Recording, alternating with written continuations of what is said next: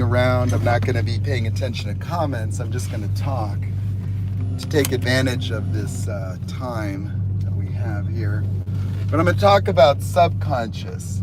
Subconscious is a phenomenon noted in psychology, but in practices of enlightenment, the subconscious becomes unified with the understanding.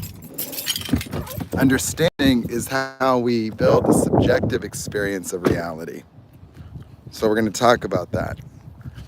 I might need to restart this live so that I can get a roll going without interrupting what's available.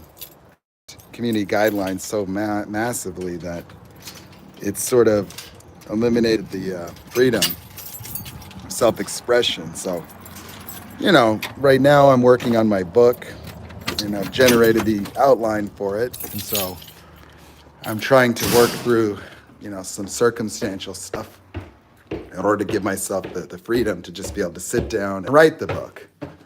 And the book that I'm writing is going to be something that, essentially unifies psychology and enlightenment into one single model of the mind, where we discover that all human beings are inherently geniuses and have simply limited access to the natural creative process. So we'll see. I'm going to drive, and I know that this is going to create some problems, intermittent interruptions, but I think what I'm going to do now is I'm going to start putting more focus on live streaming on YouTube, because I could, create really good videos that cover the subject matters of transformation and give people access to causing enlightenment experiences from the convenience of their own home. That the methods I use in coaching can be done without a coach. It's just more challenging because there's a certain that the person has to utilize in order to release triggers. Conscious and conscious segregation, where an objective reality is adulterated by bringing forth emotional paradigms from the past. And emotions were really meant to provide awareness and context to reality for animals, that the purpose of emotion is not simply to feel things, but to define reality, because without emotion, animals would not behave. If I behave, they wouldn't have a cause to do something, that they act because they're hungry. They reproduce because of a reproductive drive. Animals don't act because they understand reality the same way human consciousness does. That our capacity to really, understand the architecture of reality, understand concepts like life and death, is what makes a human being unique. But an animal runs away from fear not because it understands death, but because the fear causes it to run. See, the fight or flight reaction, not only does it prepare the body for fighting and running, but it transforms the consciousness of the mind. It reduces the awareness of the environment so dramatically to avoid the triggering of other instinctive behavior patterns, like eating or reproducing or marking territory. So the fight or flight mechanism is the equivalent of a fire alarm. And if you look at a dog barking, how many times does a dog bark per day when there really isn't a threat? Now, the dog doesn't become subjective. The fight or flight reaction causes all animals to avoid predation. Like a rabbit runs away from you whether you're hunting it or not.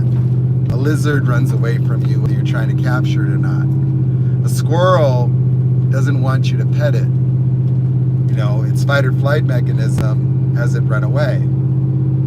So animals do that instinctively and involuntarily. And so they're always nervous. And we're talking about the autonomic nervous system, parasympathetic versus sympathetic. This nervous system, the autonomic, explains enlightenment completely, because when you think about meditation, what are you doing there is you're relaxing. You're relaxing to a point where the fight or flight mechanism can spontaneously turn off. It's a very difficult thing to do in 2024 because you have so many things that are provoking stress and anxiety. But stress and anxiety and stress hormones were never meant for anything other than preparing the body. And the fight or flight mechanism causes us to avoid our own reactions that we project, like rejection or failure. And disappointing people can feel like death, to the point where somebody might even be inclined to jump off a building if they have a loss of money, or lose a job, or they get a bad test score, or they go through a divorce. And why would it be that adult humans fear abandonment or being alone? It's simply because the fight or flight mechanism captured the emotional experiences of the very first fight or flight reaction of a child. Something's wrong with me is the transformation of something's wrong here. When an animal gets triggered by a sound, it doesn't know what the source is. And the three-dimensional reality within the brain of the animal has it look around within that realm to discover the cause of the threat. And when it sees a fox, it gets triggered into a real fight or flight, and it brings forth the behavioral paradigm associated with that specific threat. That the fight or flight is what causes animals to be adapted to their environment. That's why if you removed a baby animal and then put it back in nature a year later, it would likely not survive, because it would not have the proper reaction to the sound of, say, an owl's wings. But you see, if the rabbit was introduced to nature by the mother rabbit, it would know to associate the wings of an owl to a threat, and it would run away from the sound. And so without that mechanism, the rabbit would be blind. It wouldn't know how to properly contextualize the sound. That the sound would, improperly, or would not provoke the reaction of fear, and therefore the rabbit would get snatched. If it's out there sniffing around and doesn't recognize the danger it's in. And so that's why animals that have been tamed by breeding away this reactions would not survive very well. Like a white rabbit is denatured to a point where its ears don't even stand up. So it's not going to even hear things the way it should, or react to them, or even have the speed to run away like a regular rabbit would. And its colors are not going to blend into the environment because it's white. And so, we use natural selection to tame and breed dogs and animals, taking advantage of evolution. But understanding animal psychology and evolutionary biology and human physiology and the autonomic nervous system, as well as transformation, as well as the history of enlightenment, and being able to explain enlightenment as a restoration of normal human consciousness, simply restoring a person to a present moment consciousness where, rather than observing their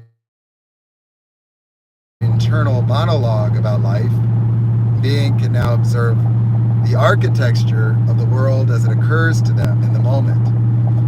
And now having appropriate emotional responses will not be prone to mistakes. That someone devalues you and you're present, well, you feel the pain of their behavior, and then you decide to move on. You get away from abuse. But when the fear of abandonment causes you to go into a state of being not good enough, so now you're explaining someone else's bad behavior as having something to do with yourself. And if someone and their bad behavior has something to do with you, well, then you're going to have problems. Then you're going to make mistakes. You see, you notice how people don't get into confusion when things are going the way they want. Nobody's confused in love bombing, but people are confused when their soulmate acts poorly. And so if you're reacting to the behaviors of other people by feeling not good enough or fearing abandonment, well, then you're going to try to fix being not good enough or fix the abandonment when their behavior is the problem. That if you just simply observe the behavior of your soulmate, wait a second, that's not respect, that's not love, that's not somebody that recognizes my value, well, then you'd make appropriate decisions. But because your fight or flight mechanism was adulterated, and this happens around the age of 5 for people, and the way they develop can turn into different mental health conditions. And narcissistic personality disorder is caused by a fight or flight reaction in the crib, or by a child that's too young to really understand what's happening. And they retain the emotionality of somebody locked in a caregiver relationship. And the lack of empathy is because the narcissist wakes up consciously in a world of fear, where the fight or flight mechanism is a generalized anxiety about everything outside of the child, because the child was too young to discern the voice of their father or mother, or to understand why they were afraid. And so now you have a person whose fear prevents empathy, and then they live in a world of cause and effect, where the need for supply is because of the short duration emotions of a baby playing peekaboo. We all love babies because babies respond to happiness or facial expressions, because the baby's primary means to survival is through the caregiver, and its helplessness was not something to be mitigated by fight or flight. And that's why mother bears protect the babies at all costs, because if the father bear attacked the baby bear would then have a fight or flight reaction that would make them avoidant of other bears or hostile, and so they wouldn't be able to reproduce successfully. And so a whole litter of babies could be lost simply by the father bear scaring the babies. And so it's important for the mother bear to separate and raise the babies herself.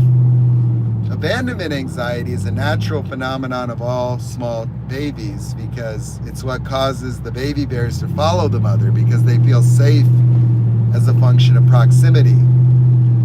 And so the security of a child is about the proximity, by being in the home, by being around the caregivers. But you see an arbitrary activation of fight or flight, rather than having the child look outside of themselves. The rapid state change, the adrenaline and the fear, causes the baby to look within. When the baby looks within, the child at 5 notices the missing emotions. See, fight or flight obliterates emotions to eliminate other priorities and prioritize survival for the animal. So if the animal was eating or relaxing or hunting or foraging or marking territory, these instinctive behaviors are caused by the awareness of stimulations, that environmental stimulations cause the dog to want to urinate on something. The dog doesn't understand its territory. It instinctively maintains it, though. And that's the challenge, is that not being able to have psychology understand neuroanatomy, evolutionary biology, or the physiology of the autonomic nervous system, we have incomplete fields of study. We're trying to understand and categorize the mind absent understanding of evolutionary biology, absent of understanding the physiology of the fight or flight mechanism, the relationship of parasympathetic and sympathetic, or even the awareness of transformational learning and enlightenment.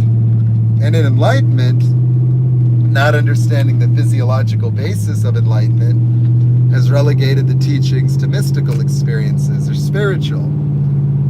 And so many of the teachings become dogma, become philosophy, where the enlightened experience can only be translated in language. This creates a problem.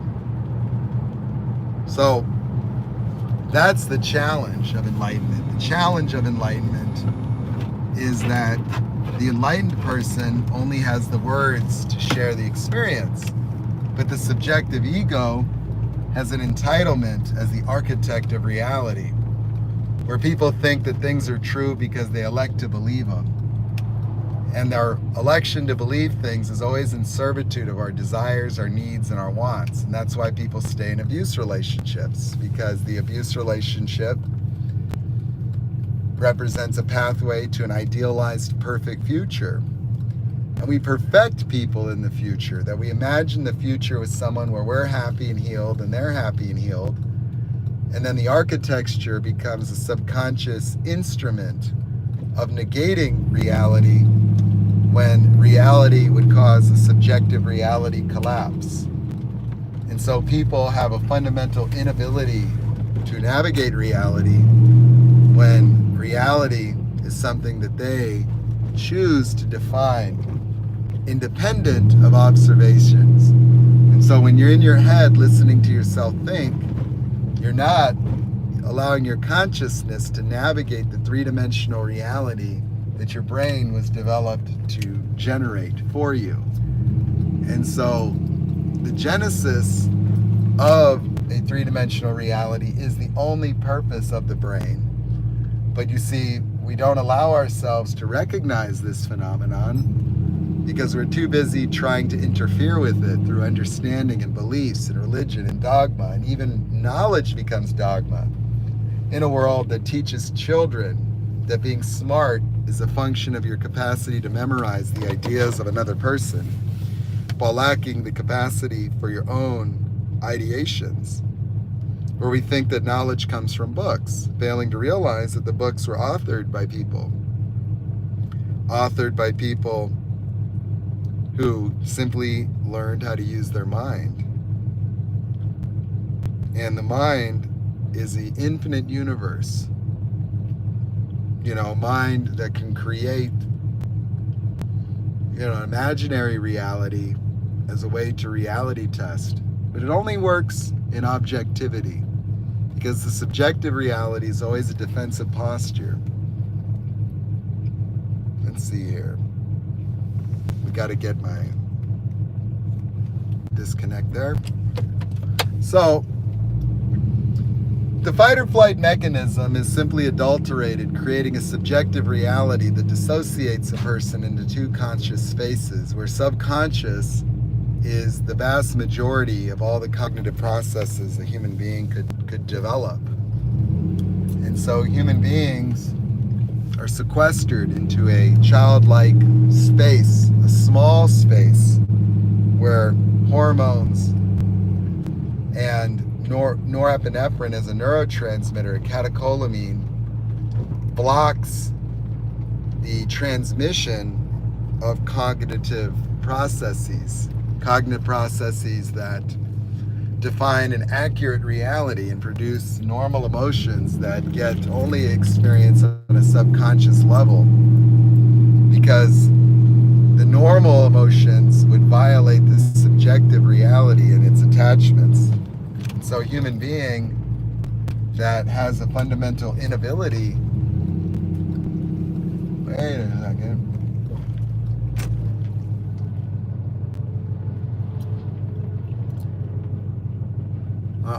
now I'm going to go ahead and stop this.